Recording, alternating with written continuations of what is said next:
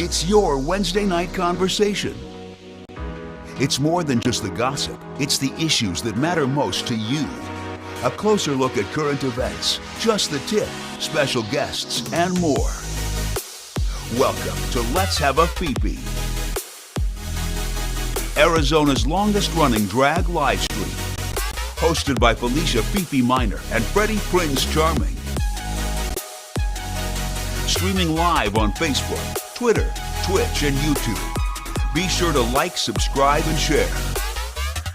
Promotional consideration for Let's Have a Fefe provided by Wigs of a Kind, The Burly Barber, Bone and Basil, as well as our patrons at Patreon. Go to patreon.com/Let's Have a Fefe to become a Fefe patron. Virtual tips accepted at paypal.me/Let's Have a Fefe. Welcome to Let's Have a Fefe. Hello, hello, hello. Good evening, folks. Wow. I see two of you. That's good. That's good. Anyway. Why are there two of me? I'm not even going to ask. Welcome to Let's Have a Fefe. This is season 9, episode 9. Freddy's back. Freddy's back. I am. I am back. Yeah, I'll tell you what's going on in a little bit.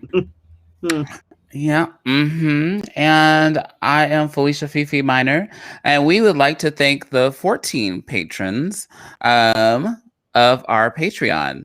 That is Allison, Best and Brandon, Casey Starr, Carrie and Corey, Kim, Joan, Jody, Leanne, Nicole, Patricia Mason, Shelly, and Sassy C. Diaz.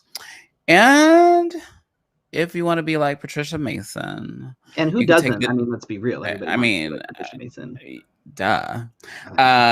Who is taking the deeper plunge on Patreon. Yes. So, how was your weekend? Oh, fuck. Okay, so the reason I wasn't here last week is what happened? I've been staying with my lady friend for about a week now. Which anybody that knows me knows that I don't like being a burden. I don't like being an inconvenience, and it's rough. But the reason that I am currently staying with my lady friend, and bless her heart for putting up with my bullshit, is because it was pretty much raining in my bathroom last Wednesday. Were men coming out? Pretty much. I wish that would be. I would have preferred that to what was going on. It was a mess. It's been an ongoing issue. There's been multiple leaks, which have been quote unquote fixed multiple times. The ceiling has been repaired and replaced, I think 3 times now. It's a mess. It's a fucking mess. And so with everything being wet, now there's mold all over my ceiling. My bedroom carpet was completely drenched. And so, right. So on Wednesday, I was lucky that my lady friend was actually off that day. So she came over with a bunch of plastic tubs. We put a bunch of stuff in there, got stuff off my carpet, put a bunch of stuff on my bed. So it was off the floor, So my condo is basically a disaster at this point. There's tubs in my living room. It's a mess. So now I have to try and schedule with a specialist has to come out, and they're coming out tomorrow because they have to do testing on all my stuff to see if there's any asbestos. And oh my God. Right. And they have to test the mold, and they have to do all of this shit before the drywall guy can come out and replace the ceiling. Wait. Has the plumber come out? The plumber came out. He fixed what was supposed to be fixed before, which fucking HOA. This is, yeah.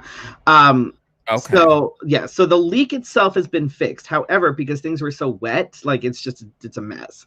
So yeah. Then after the person comes out tomorrow to do the testing and the assessment, once I get that result, then I can schedule with the drywall dude who can come out and actually replace the fucking ceiling. God. And then I'm gonna start working on pulling up the carpet because like I'm trying to avoid having as many people in my apartment as possible. And my landlord's like, well, what do you want to do about the carpet? I'm like, honestly, I will just tear the shit up. And get a Not rug. a problem. All right, I'll get an area rug or something. Like, I don't care. I'm fine with the concrete underneath. I hate carpet anyway. Hate carpet. So I'll be tearing up my carpet and like it's a fucking mess. It's just crazy. It So sounds like you're having a blast over there. oh my god. Well, it's it on the one hand it's fun. Like my lady friends' kids they like me, so I guess that's a plus, right? You know. But like tonight, because she has the kids tonight, I got ready there, drove back to my place. So I'm currently sitting in my place. And then afterwards we'll drive back. Luckily, I'm only 6 minutes away, but it's still kind of chaotic. That's gross. Yeah. And my cat, I apologize in advance if my cat is especially needy because I've been home to feed and, and take care of the litter boxes and stuff like that. But I haven't been home for any length of time. So basically, as soon as I sat down, he was like here, all in front and like drooling everywhere. So I apologize if he decides to make an appearance this evening and gets a little crazy because I haven't been here. Oh. So that's pretty much what's going on there.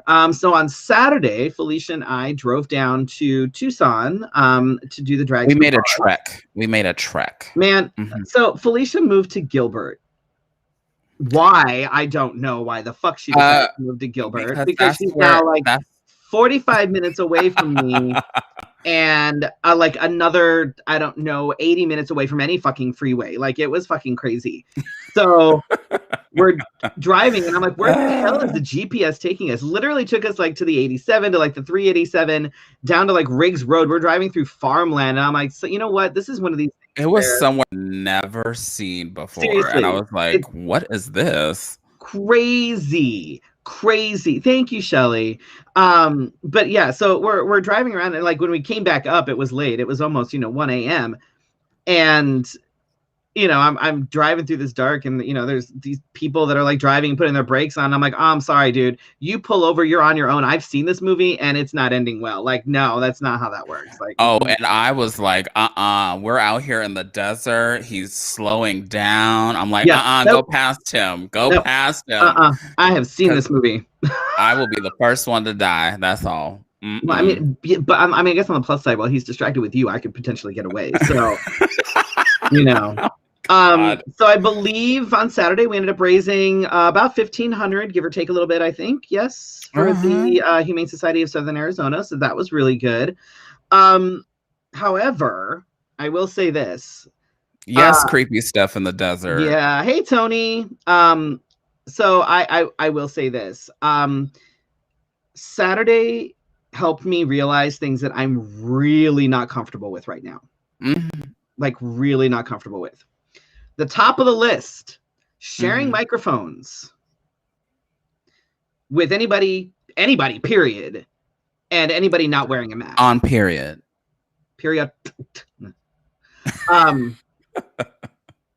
It was, like anybody that saw me, I'm sure they probably thought I was crazy, but anytime I grabbed a microphone, I had a disinfectant wipe in my hand and wiped the whole damn thing off because I'm not okay with that. Not okay with it at all. I was not okay with entertainers taking their masks or their shields off. Actually, nobody was wearing a mask on stage except Felicia and myself. Everybody else wore face shields, which do nothing to protect anything. And a lot of people actually took them off when they got on stage. I wore a face shield thing, but it still was enclosed on my neck. It came like down and was like around, like it fit around your face. Whereas like my breath was breathing down on my neck and not out. That made me super uncomfortable.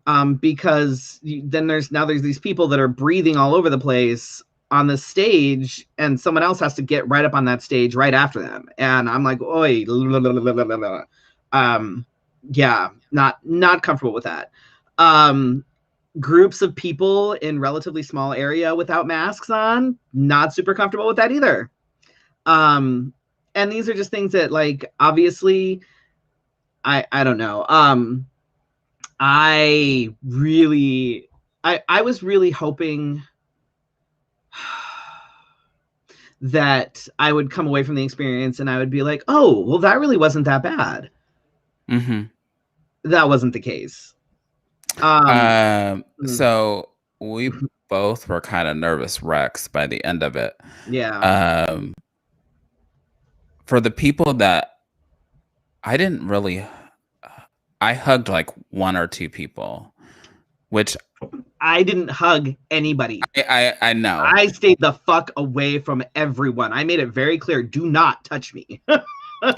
But otherwise, I was very on attack, let's say. Because I was like, don't touch me. And a lot of people who came to the show watch our show, obviously, because right. they didn't like reach out and hug me. Right. And there's no offense to I don't mean anything when I do it. It just is the way it is, I guess. And if you took offense, I didn't mean in any way. But yes. But what I want to say is that I got to a point where I was uncomfortable because there was a point where I was standing watching a performance and I couldn't go anywhere because I'm in a huge flamingo suit, which, by the way, is probably going to make an appearance again because that was fabulous. But I was in this flamingo suit, so where was I going to go without everybody turning around and looking at me instead of the person on stage? Right. So that I'm not comfortable with. When the mask is off and you're talking directly to me just because I have one on, I don't know.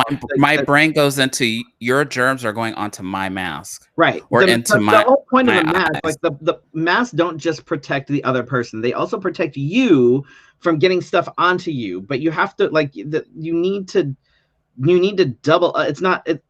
Everybody has. It's a very double-edged sword. It is a very double-edged sword. You have to wear a mask, and yes. Yeah, I was not. I was really not okay with a lot of it, and it was kind of disappointing, honestly. I expected more and I expected better, and I was not. Yeah. So let's just say that it's going to be a while before anybody sees me anywhere like that again.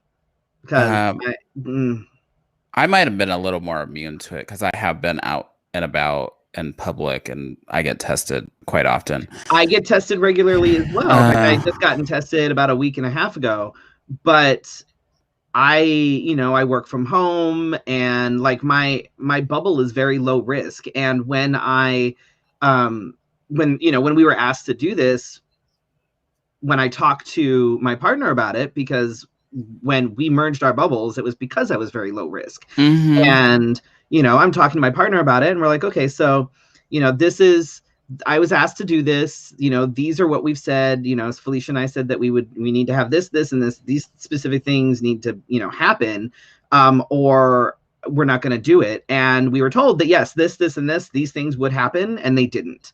So that puts me in a position now with my partner, because it's like, well, I assured her that everything was going to be the way that when we agreed to do it, that, we said this, and this, and those things didn't happen. So now, because they didn't happen, I've not only put myself at risk, I've also put my partner and her kids at risk. And right now, there's not a whole lot I can do about it because I have to stay with her. Like, you know what I mean? So it's kind of a shitty position to be in. And I really wasn't feeling wonderful. I think it's great that we were able to raise $1,500 for the Humane Society. I think that's amazing. But I'm going to be extraordinarily hesitant to be back on stage anywhere like that again, because I'm just not, I can't risk it. I can't risk it, so. We'll talk about COVID more later, but somebody was trying to book me for a private like birthday party or whatever. And I was like, well, as long as such and such is met and yada, yada, yada. And they were fine with it. But it turns out I'm not going to be doing that because the birthday person is now going to be in quarantine. Funny how that works. So I'm glad that happened before the birthday party and not while or after while I was there. So I guess on the plus side, dude, seriously, Teddy, trust me, yeah. So on the plus side, though, I did have something good happen this week. I actually found a new LGBTQ owned product. It's called Leather Daddy Skincare. And he's actually out of Albuquerque. He knows my drag daddy kid, right? He knows my drag kid. And there's a whole line of stuff. There's a body scrub, a shampoo, a body lotion, a body balm, beard oil, stuff like that. And he sent me some samples so I can try some stuff. And so it's Leather Daddy Skin. I don't know if you can see. Yeah. Put your hand behind it like they do on the YouTube videos. Oh, there we go. Is that better? Yeah, it actually is something that's supposed to work. Yeah. The website is leatherdaddyskin.com. You can also find them on Instagram. But so when I got it, I was kind of excited because the guy who makes it, he's part of the leather community. And for folks that don't know, in the leather community, it's kind of a faux pas to wear things like cologne and deodorant, things like that, especially if you are at a leather event. So the idea behind the skincare was to make something that can still smell good, but is not that overpowering kind of scent, so that, you know, folks that are, you know, particularly in the leather community, are comfortable, you know, using these products. And I was a little unsure at first because I was like, what is it? I was like, it smells interesting. And I wasn't sure, but I used it. Last night, I used the shampoo, the body wash, and the lotion, and it got rave reviews. And I used the lotion again today, and it was just like, oh my God, you smell amazing. So it smells better like on the skin than it does like in the bottle kind of thing. But it's really like on the skin is sort of a clean, like leathery sort of smell. It's really nice. So I would highly recommend going to check them out if you have like a masculine type person in your life and they're looking for some good sort of masculine kind of smelling stuff. I'm not aware. Go check that stuff out and support like a small LGBTQ owned business, because it's totally worth it. Totally worth it. So yeah. How was your weekend? Joshua, what's the tea? What's the gig tonight? We haven't gotten there. We haven't gotten there, but we'll get there soon. So there is a part 2 to our Saturday night. Well, my Saturday. So we did the gig. It was my first gig, first time wearing heels. So my body was like, I think, in shock. And then B, I was so nervous. I don't think I've been my first time wearing pants. So I was so nervous. Shout out to Jeannie who got me a shot of. But I was a mess for like the first 20 minutes of the show, because I was like, I can't breathe because it's the first time I performed and I have something over my face. And B, I was like, I don't know how this is going over, or like my mind was like in so many places at one time. And I was, because I perform, we both do, like by interacting with people. Right. And so not to, I did touch dollars, but I sanitized my hands right after. But other than that, I was still kind of, my mind was like second guessing everything I did. It was like, did you do that? Okay. Did you sanitize your hands when you got back upstairs? Right. Okay. You did that. Okay.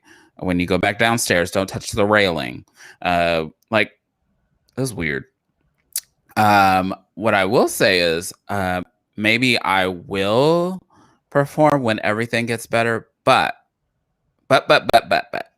really, what made the event kind of iffy was how everybody else handled the mask wearing, the keep your distance, but not to say that these are bad people. I'm just saying that was the thing that made me uncomfortable. And I don't think I've gotten to a point where I don't know where the etiquette is. Excuse me. I don't know where. Yes, Josh. Second guessing like being at a national pageant in a pandemic. Yes, Ooh, that's no. kind of what it felt like. It was like, oh my God, so overwhelmed. And can I collapse now? Because it was more of a nerve shot for me, and no shade, no tea, just I was not. I don't think I was as mentally prepared as I had hyped myself up to be. So, yeah, that was very interesting. But part 2, by the time we had gotten home from our 6-hour tour, I thought I had put my phone in my bag because it made like a thud, but it didn't. Nope. So when I get inside, I'm like looking for my phone, and my watch says that my phone is disconnected. I'm like, that is not what happened. What happened? So thank God for technology. I get on my laptop and I'm like looking for my phone, and it's going on the freeway. I'm like, oh. And so I'm like, oh goodness. And so I send Freddie a message.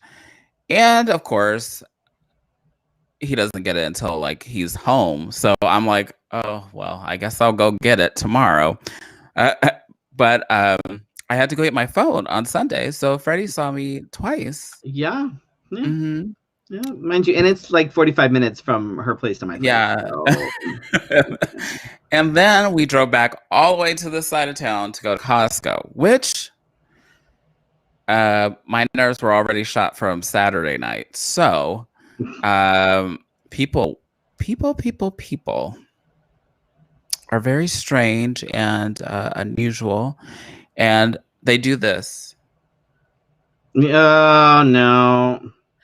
And I'm like, let me go ahead and move my basket. You nasty. The mask stays on. You could talk louder. Talk louder. Right. Pulling your mask down to talk completely defeats the purpose. And completely fucking defeats the purpose. And we are in need of toilet paper because we have 2 ladies that live here.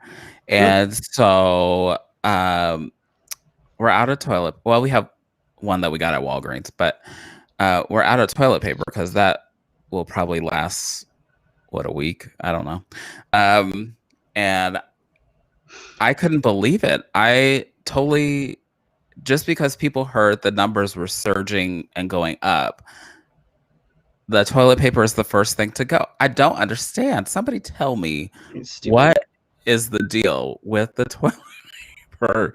I mean, why is it the first thing to go? Next is going to be cleaning supplies. I better have enough cleaning supplies. Right. Because that's the next thing that's going to be going, because they'll be like, oh, well, we need all the cleaning supplies we can get. I just need to make sure I have dish soap because I'm not doing fucking dishes.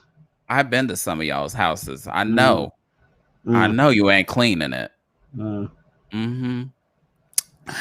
Also, this came yesterday. It is quite heavy too. Oh, Jesus, it's huge.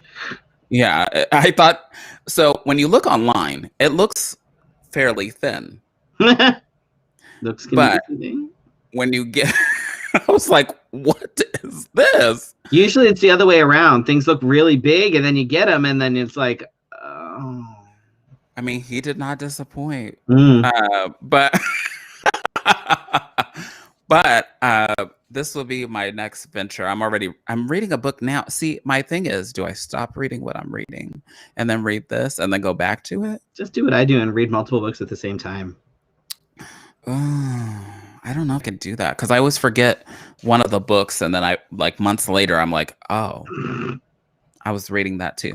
So I'm looking forward to reading A Promised Land by Barack Obama, President Barack Obama. He didn't put that on the book, but I always say it.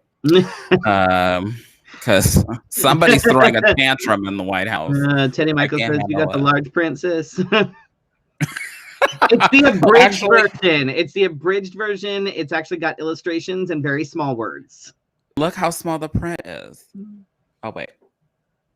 Jesus. All right. So, oh my gosh. Come and get me later. I'll be reading Barack's book. Be here for a minute.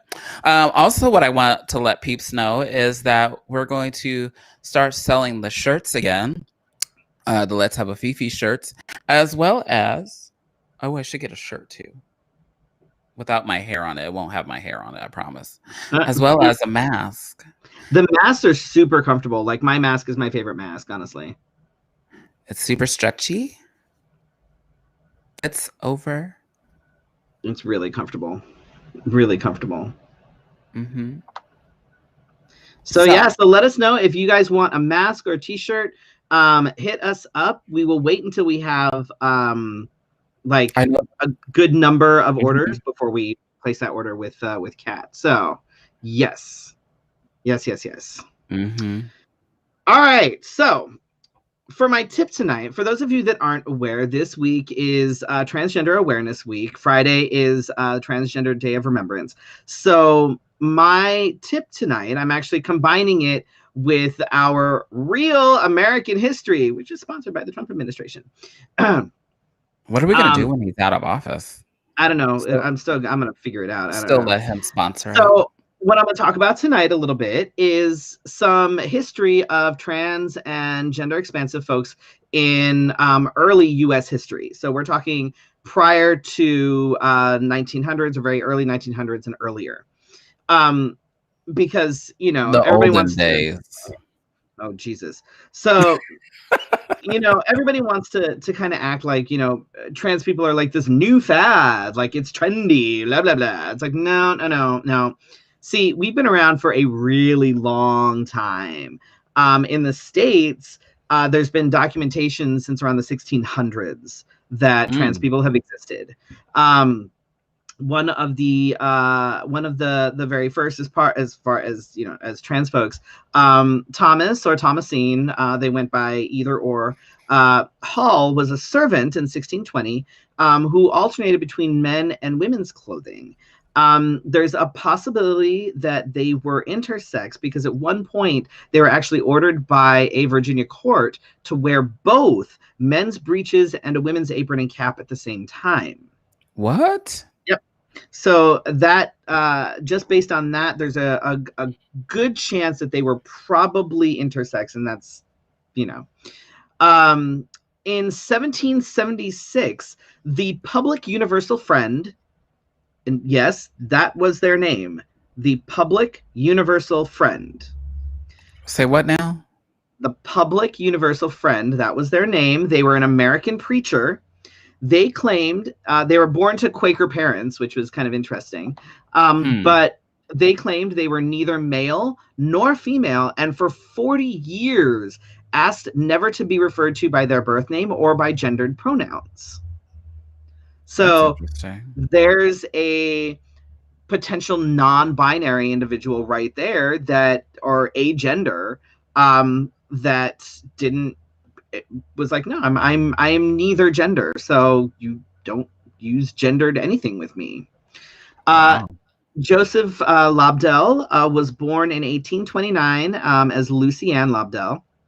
Lived as a man for 60 years before he was arrested and put in an insane asylum because of it. But he was able to marry a woman. So we have these, like, U.S. is kind of strange when it comes to these things.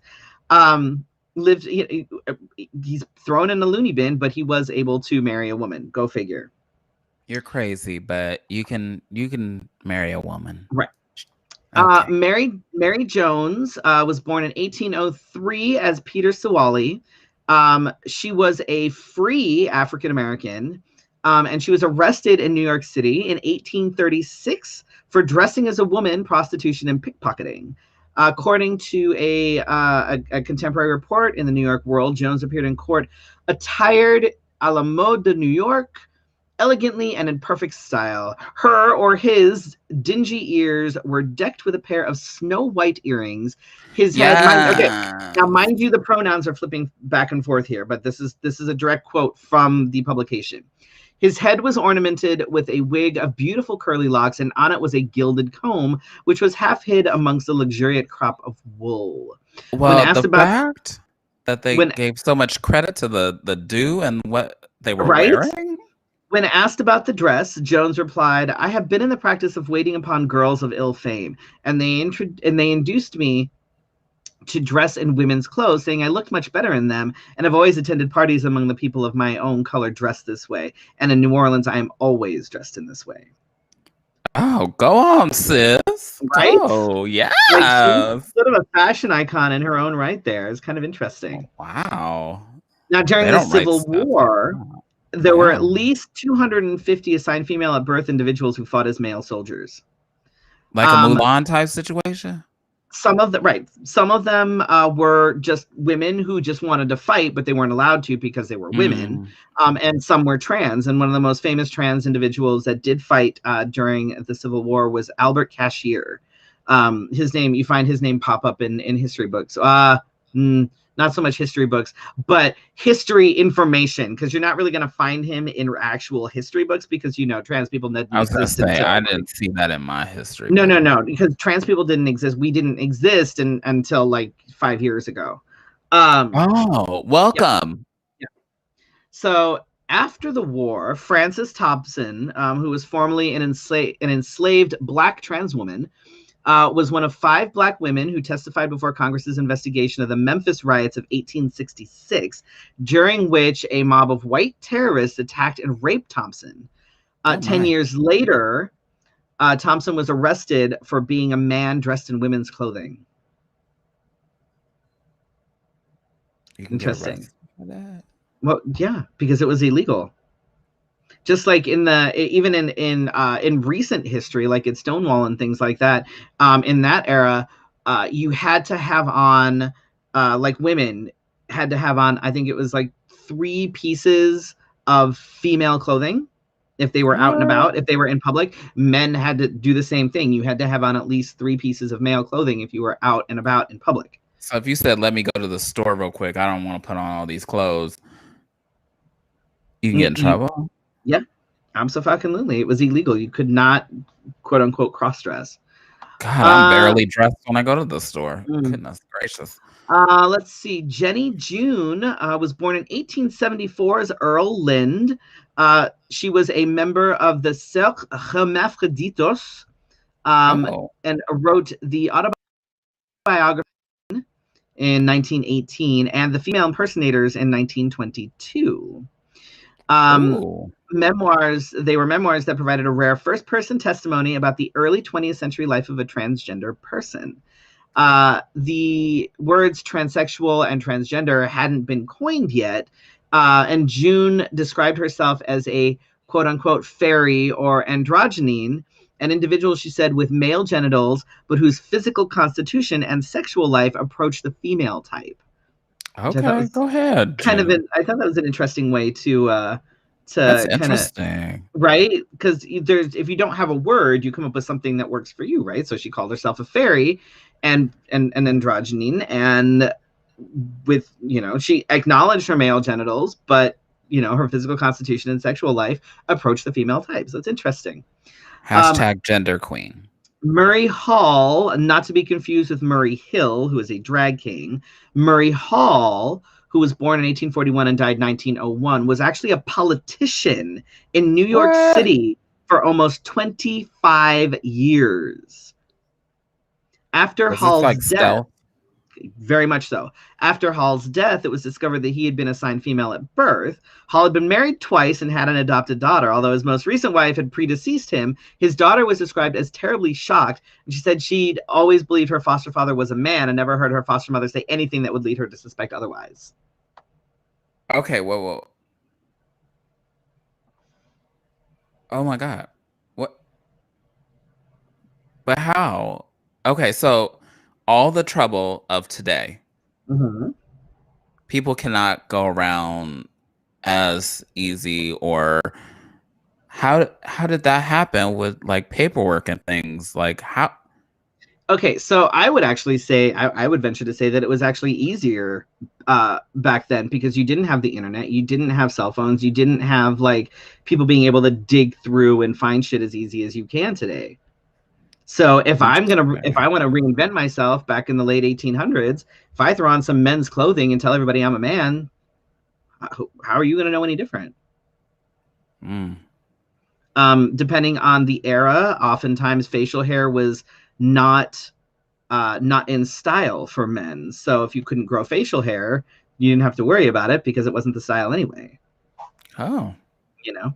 Hmm. Let's see. In 1917, Dr. Alan L. Hart, while working with psychiatrist Dr. Joshua Gilbert, was the first documented trans man in the United States to undergo a hysterectomy and a gonadectomy in order to Mm. live his life as a man. Wow. So he was the first documented trans man to actually undergo basically any sort of gender reassignment surgery. So Successfully. yeah. Wow. But oh, Um, we're still dealing with that? What? Why haven't we perfected this yet? there is a transgender man in Arizona in the early 1900s. I was trying to find the name and I couldn't find it and it escaped me, but I know he exists. Mhm. Let's see. Trans woman Lucy Hicks Anderson was born in 1886 in Waddy, Kentucky. She served as a domestic worker in her teen years, eventually becoming a socialite and madam in Oxnard, California during the 1920s and 30s. In 1945, she was tried in Ventura County for perjury and fraud for receiving spousal allotments from the military, as her dressing and presenting as a woman was considered masquerading. She lost the case but avoided a lengthy jail sentence, only to be tried again by the federal government shortly thereafter. She also lost this case, was sentenced to jail time along with her then husband, Reuben Anderson. After serving their sentences, they relocated to Los Angeles, where they lived quietly until her death until 1954. Interesting. So her husband, who was in the military, was obviously extending spousal benefits to her, but Mhm. again, dressing as a gender that other than what you were assigned at birth was illegal. So, mm. That's interesting. Wow. And then let's see, the last one. A lot of folks have heard of this guy right here. I've actually read a couple of books on him, and he's kind of interesting. But Billy Tipton was born in 1914 as Dorothy Lucille Tipton. He was actually a fairly notable American jazz musician and band leader. He lived as a man in all aspects of his life from the 1940s until he died. His own son, Wow. yeah, his own son didn't even know that he was trans until his death. So kind of interesting. Um, Wow. but I figure you can't really plan a future unless you acknowledge your past. And there have been so many trans individuals, because we always talk about the folks that in recent history that have helped pave the way, but you have to look further back than that, because we didn't just come out of the woodwork at Stonewall. We didn't just appear out of nowhere in the 60s. You know what I mean? Like, Mhm. we've been around for hundreds of years, and these are things that need to be acknowledged. It needs to be acknowledged by the LGBTQ community as a whole. Because we still get treated like this anomaly, like, oh, it's like, no, honey, we're not new. We're not new. No. Oh, shit. Yeah. So I highly recommend that folks do some research and look at some of the trans folks from around the world that have been in headlines and done stuff. Nikolai. Nikolai Derelin, that's right. He's the trans individual that was in Arizona back in the 1900s. Yeah. Yeah. So, but yeah, look up some stuff. There's some really interesting things out there about the. We're the earning trans- the E tonight. We're earning the E. That EI or whatever that pops up on PBS. We're earning that. Yeah. See, we're educational. PBS After Dark. So since we talked about yes. masks and stuff like that, let's take a closer look at some current events, shall we? Yes. Let's see. I applaud before saying what the first thing was. I'm going to say this first, but I applaud Joe Biden and Kamala Harris for taking the time to introduce us to the COVID-19 task force that they have in mind. Either you saw it online or you saw it on TV. They had a whole their task force is very diverse. Let me say that, including women and women of color. So I applaud that. I don't know what to call it. Is it an elect administration that's coming up? It's basically it's the folks that he appointed. Yeah. So and the person that's going to be in charge of like health and safety. We in good hands, y'all. We in good hands. We should have been in good hands the whole time, but I'm not gonna say nothing. But since we're talking about the good old Cheeto House, which I thought this was interesting. Actually, I thought when I read this, I was like, "Oh, really?" So go ahead. So the White House COVID-19 task force is called the current mitigation efforts in Arizona inadequate. Inadequate. Hospital admissions are rising rapidly. PPE supplies are starting to run out. But on the press conference today, if you watched Doug Ducey, he said that we are taking the necessary steps and he's going to put forth $25 million to give bonuses to those that have been on the front lines. Yeah. And meanwhile, teachers that have had positive students that have been exposed to positive students in the classroom have to continue going to work. Correct. And he reinforced that today that he is serious about people going to school, kids going to school. Idiot. He is a fucking moron. And the reporters kept asking him, what are you going to do about this? What's going to, we're going to encourage people to keep wearing masks. Okay. That's super helpful. Yes, Teddy, we're in good hands with Allstate. With the guy with the deep voice too. We will be anyway when it comes to we will be January 20th. After January. We got to get past some things. But let's see what else. The pizza. The pizzeria in Scottsdale that has been shut down due to COVID-19. Safety violations. They weren't doing anything they were supposed to be doing. They weren't distancing, nothing. So they've been shut the fuck down. I think that also they didn't have, those.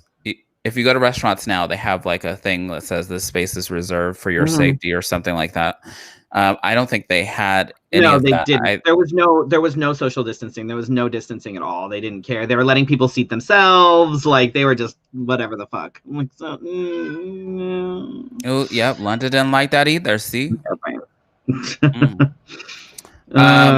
One thing that's not on here before we go into the next one, I posted on the Let's Have a Fefe page that the headline got me immediately because me and kids are like and I read COVID kills 4-year-old boy's mom and dad in San Antonio. Immediately thought of all the people that say you're in good health, you're doing fine, it doesn't bother you, it shouldn't bother you, I'm not wearing a mask, wear yours if you have a problem, should read this story because the first line says Raiden Gonzalez will turn 5 years old this month, but his parents won't be there with him. And you know what? Have you seen the comments on that shit? They Yes. had pre-existing conditions, blah, blah, blah. But that's what I'm saying. That's why you should cover your mouth, because you're going to kill the Right. people that have the pre-existing conditions. And honestly, anything from asthma to a fucking broken foot can be considered a pre-existing condition, okay? And yeah, sorry. I'm so over the selfishness of people, especially wait till we get into some of these numbers, guys. Wait till we get into these numbers. And then go ahead and keep telling me why it's okay to just fuck all the masks and stuff. Like, So even in the first couple lines, he says, the grandmother says he misses his mom since he was a mama's boy. And just this morning, he told me he wishes that he had his mom back, and he just wanted her back. Yeah.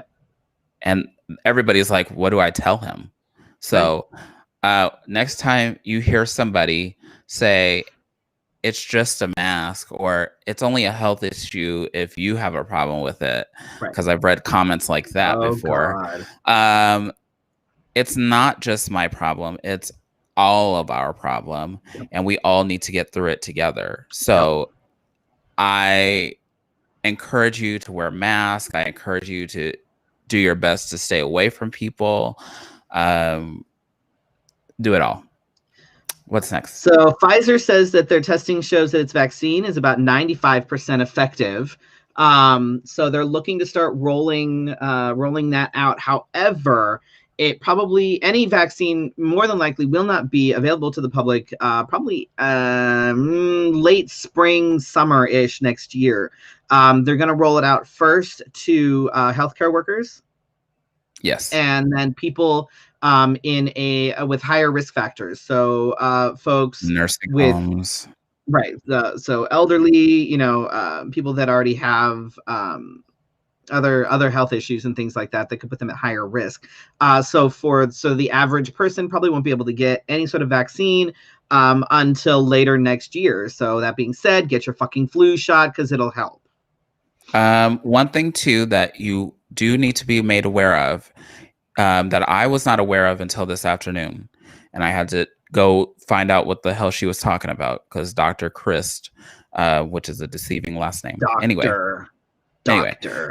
she's been a little more on point than douchey. So no, she hasn't. Even the other day, she was like, "We're going to continue to encourage people to wear masks." I mean, considering. But she said that you have to, if you get the vaccine, you will have to get the same vaccine, because there's two different ones. Two different manufacturers, right? You have to get this. You can't mix them. Right. Because it could be ineffective. Right. So if you get the Pfizer vaccine, you have to, because you have to get basically a booster, which is pretty par for the course when it comes to vaccines like that. Anybody that's ever had a cholera, typhoid, any of those vaccines, if you travel overseas or if you've lived overseas, you have to get one shot and then you have to get the booster like a few weeks later. And so with these, you have to make sure if you get the Pfizer vaccine, you have to make sure that your booster is also Pfizer as well. So they have to put things in place to make sure that there's no weird cross things happening. Otherwise, they could end up canceling each other out. So, do you see what Teddy said? Yes. CVS just sent out an email about vaccines last week that there may be some available for select groups, potentially at the end of the year. A lot of those select groups will probably be the folks that are at a higher risk.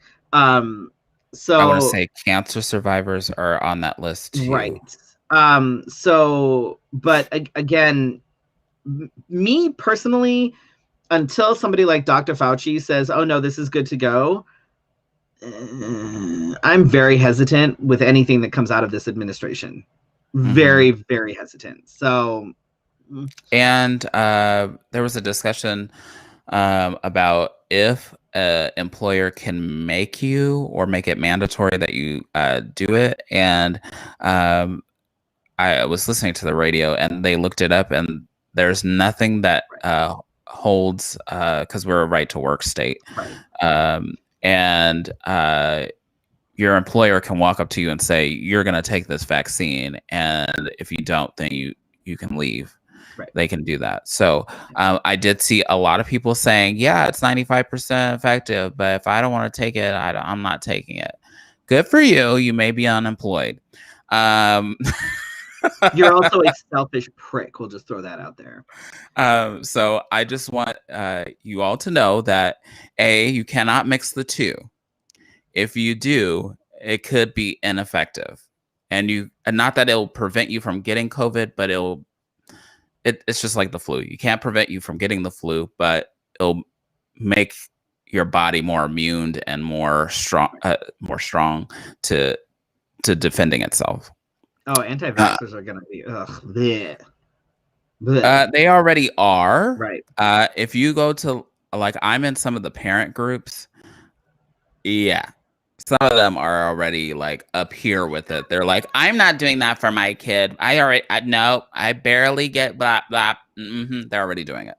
So They are already doing it. So it's okay. Right. Let their kids not get it. Right. And at this point, I have very little sympathy for things anymore, because I'm tired of seeing people be selfish and then they get sick and then they're like, oh no, I'm sorry. You're like, oh, did you get that flu shot? Oh, you did it? Oh, okay. In Arizona, let's talk about some numbers, because, we're fucking up all over the place again, y'all.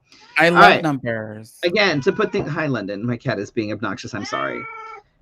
So to put things in perspective, remember, April 4th was when we hit 2,000 cases and 50 deaths.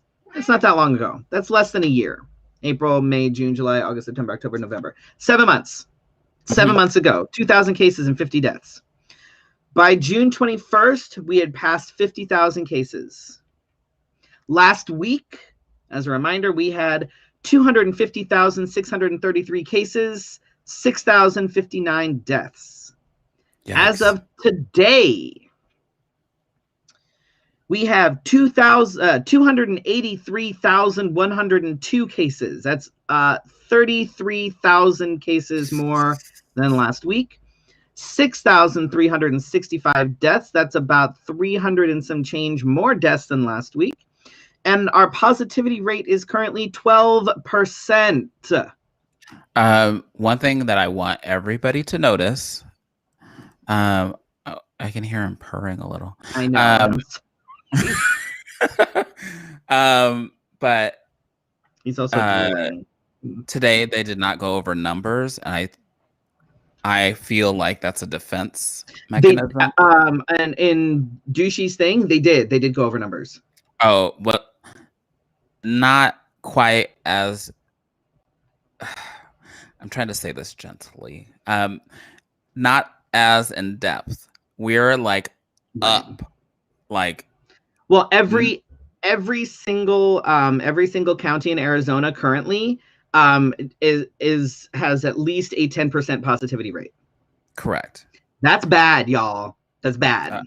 And when the benchmarks were originally released, that was like a terrifying thing, and we were supposed to like go back into our homes and stay the fuck away from each other. Now they've changed the benchmarks, and he doesn't want to lock us down. He doesn't want to say there's a curfew. Meanwhile, other states are putting in place curfews, mandated staying at home. They're closing schools back down because there's positive cases all New over York schools. closed 19 yesterday. So not us though. We're not going to do that. Why would we think about doing that? Today we had 3,200 new cases reported with 53 new deaths. Yesterday there were 4,105 new cases. And yesterday marks a year that COVID was first reported in China. Oh, speaking of China, did you know that just Arizona by itself has more cases and more deaths than all of mainland China? Oh, we talked about this on the way to Tucson. So the discussion that I saw on the radio and on Twitter was that in Japan, if you look up the numbers for Japan, it is no more than 2,000 deaths have happened in Japan.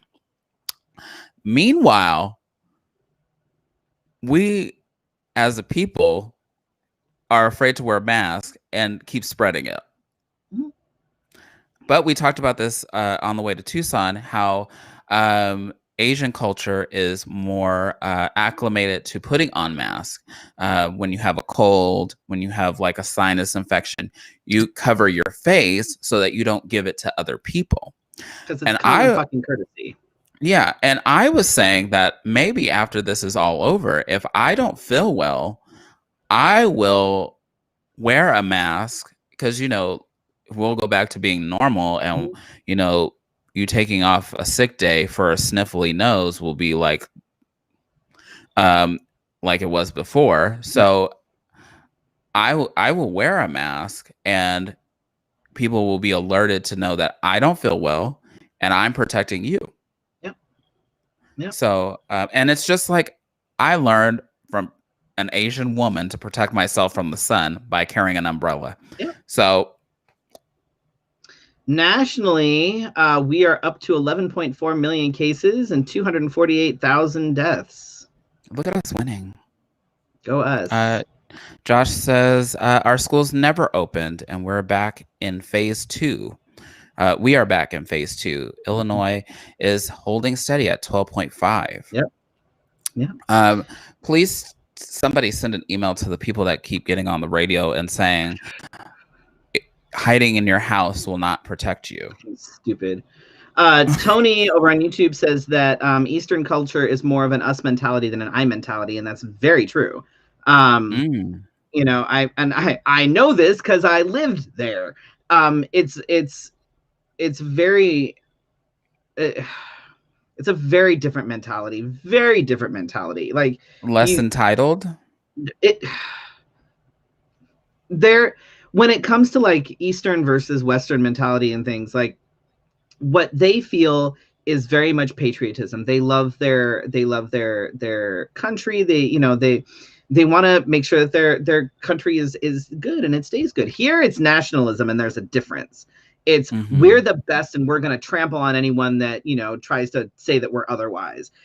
There's a difference between nationalism and patriotism, and other countries are patriotic. We're nationalistic, and there's a big fucking difference. For us, it's all about, no, my civil rights are being infringed upon. Okay, well, you're not bitching when like Circle K tells you to wear a fucking shirt, so shut up. I will post it on the Fifi page if I can find this again. But somebody acclimated wearing masks to like if somebody was peeing. If I was walking around naked and peeing on you, you would get wet instantly, because if you were naked as well, you would get, because you're not protecting yourself. Now, if you wore clothes and I was still naked, you would be a little protected because I'm peeing on your clothes instead of right on you. Meanwhile, if I wore clothes and you wore clothes and I'm peeing, it doesn't get on you at all. It gets I wet my pants. Right. So if you look at it like that, point blank, don't pee on other people. But it doesn't. They don't think about it. They don't care. Shelly says that she keeps getting notices from her kids' school that kids have tested positive, but reassuring that hers haven't been exposed. My lady friend is a teacher, and she has 4 school-aged kids, and she constantly every day gets an email about another positive case and another positive case and another positive case, and it's blowing my mind, because when they have these positive cases, the kids that were exposed get quarantined. The teachers do not. The teachers have to go back to work, even though they've been exposed. They don't get to. Oh my God! They don't get to. Fucking cat. They don't get to quarantine. They are considered "quote unquote" essential. So they have to go back to work. And if it's like a preschool where they have like a morning and an afternoon class type of thing, or kindergarten or whatever, where it's split like that, if say it's the morning class and there's a kid in the morning class that has tested positive for COVID, right? That morning class is quarantined. Correct. Teacher is not. Then the teacher then goes on to teach the afternoon class. Oh my. Now you have everybody exposed, but it's only the morning class that's going to be quarantined. That's not the way it's supposed to be. No, but it's fucked up. I'm like, I would be going to the media about that shit. I would that's like somebody needs to be a whistleblower and calling people out, because as soon as the media gets a hold of that shit, that's when schools will start shutting the fuck down again. Ours is not like that. We encourage that if the teacher is not able to be there, to get a sub and or teach virtually. Yeah. And Douchey wants everybody to go into the fucking classes because, you know, whatever. I'm like, you're fucking Shelly stupid. says the entire volleyball team tested positive last month, and I'm sure they rescheduled the games. That's the part that scares me a little bit.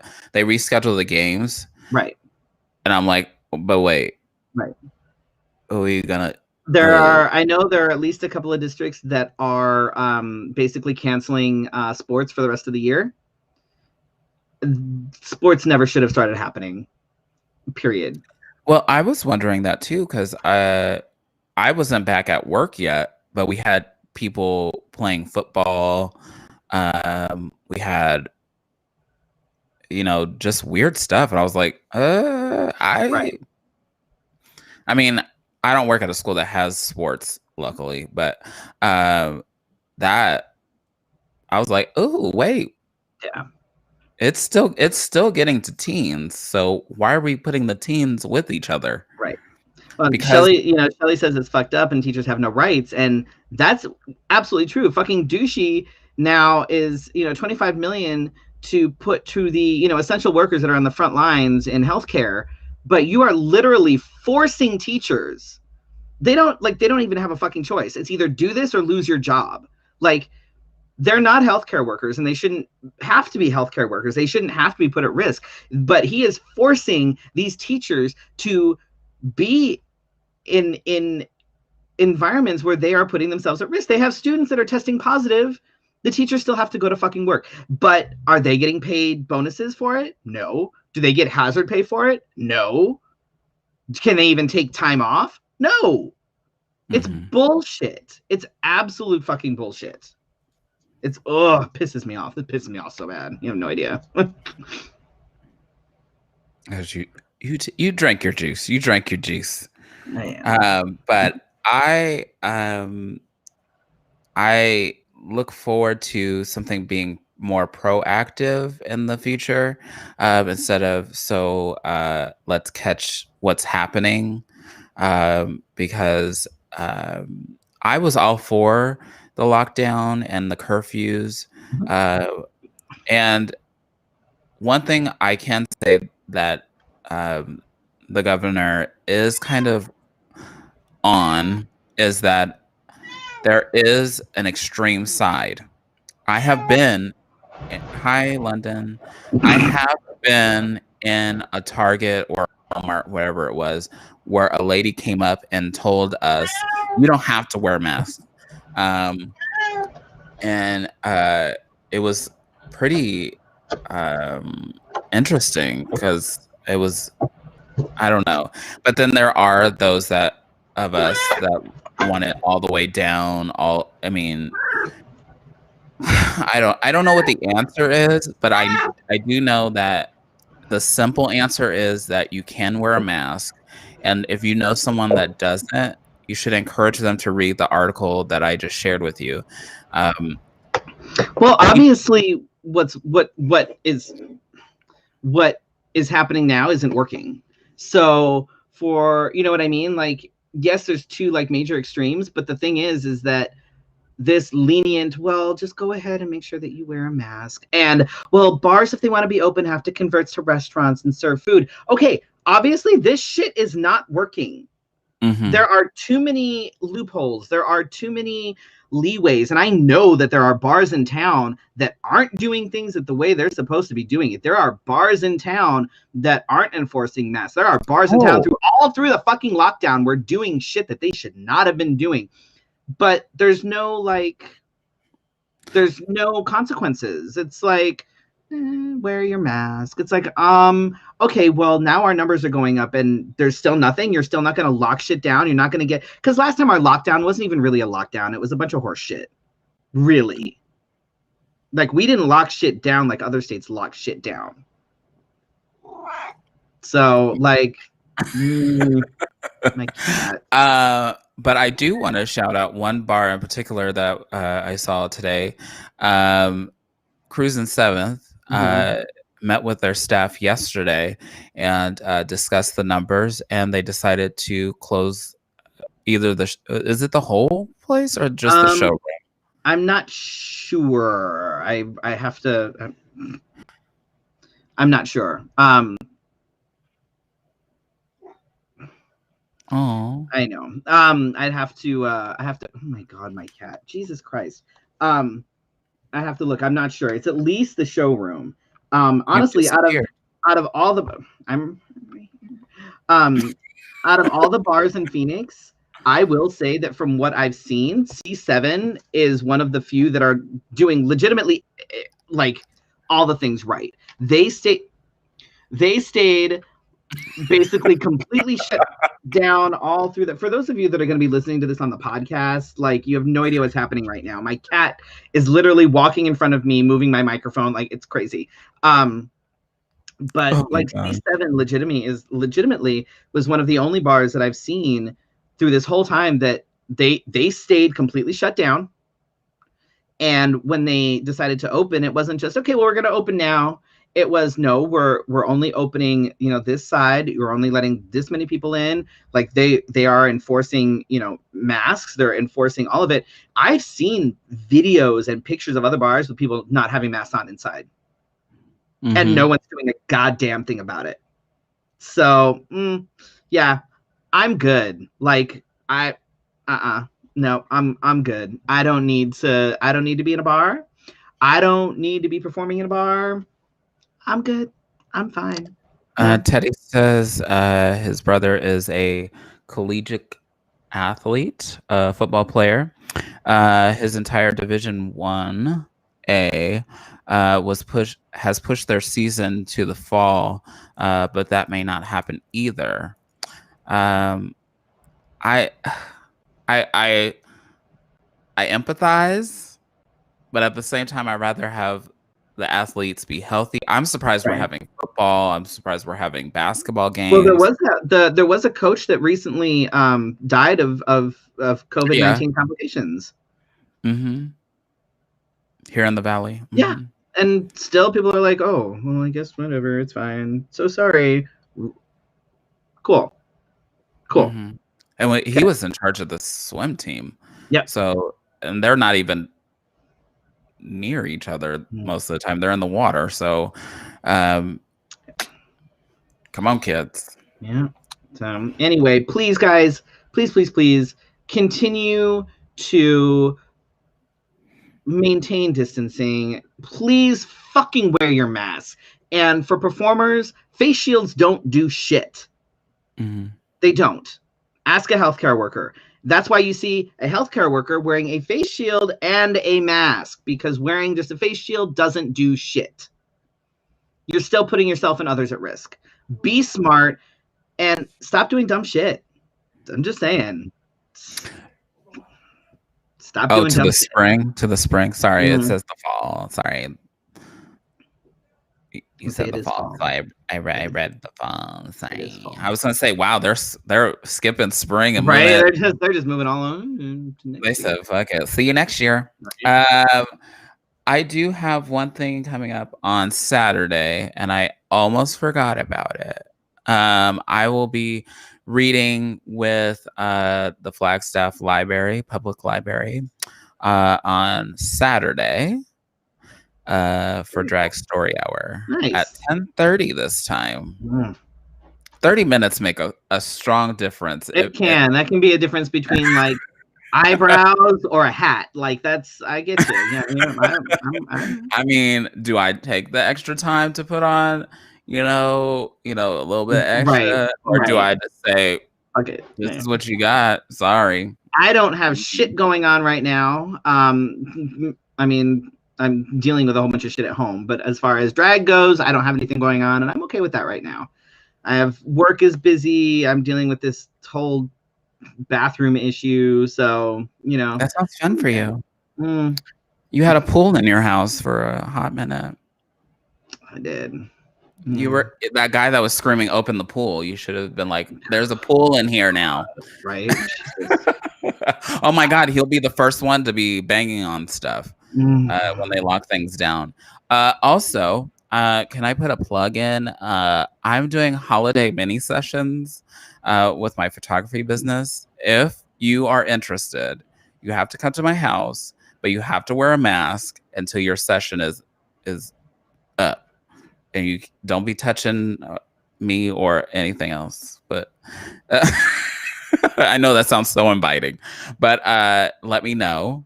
And are you available to do like location shoots, like outside at like at a park or something, for folks that don't want to necessarily come to the house, but they do want like holiday pictures?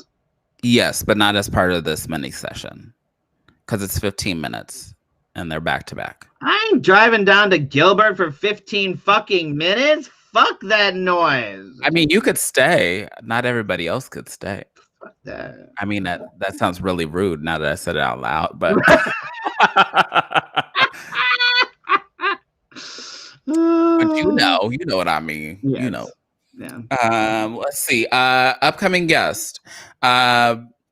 Jack will be here. He was here last week. Wasn't really supposed to be, but then I pressured him all throughout the episode. If you missed that, you can catch that. But he'll be here. He'll be here next week, and then I believe the week after is Jeremy Bright of Ripple Phoenix, and that's all I have for right now. I've been kind of.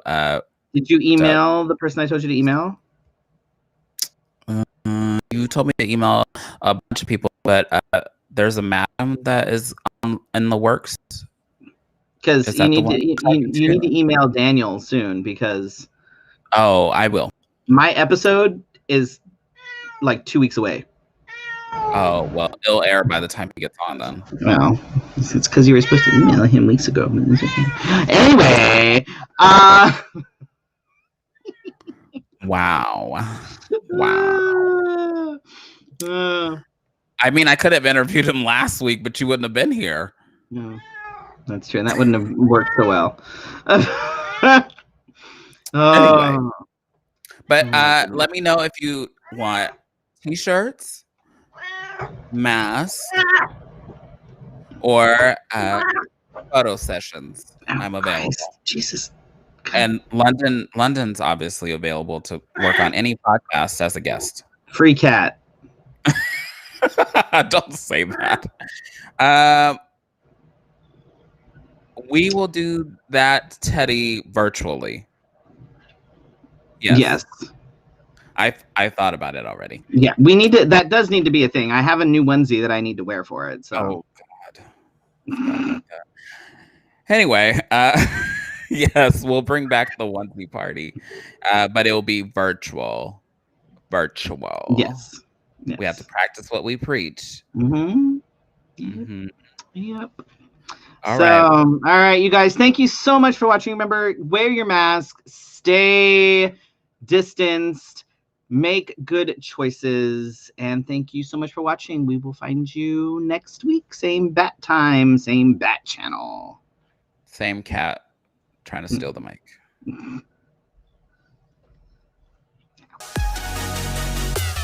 Promotional consideration for Let's Have a Fefe provided by Wigs of a Kind, The Burly Barber, Bone and Basil, as well as our patrons at Patreon.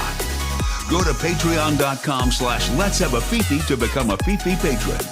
Virtual tips accepted at paypal.me/Let's Have a Fefe. Subscribe to the Let's Have a Fefe podcast.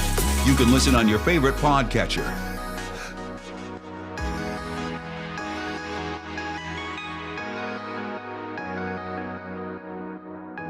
See you next week for your Wednesday night conversation. This has been Let's Have a Fefe. Good night.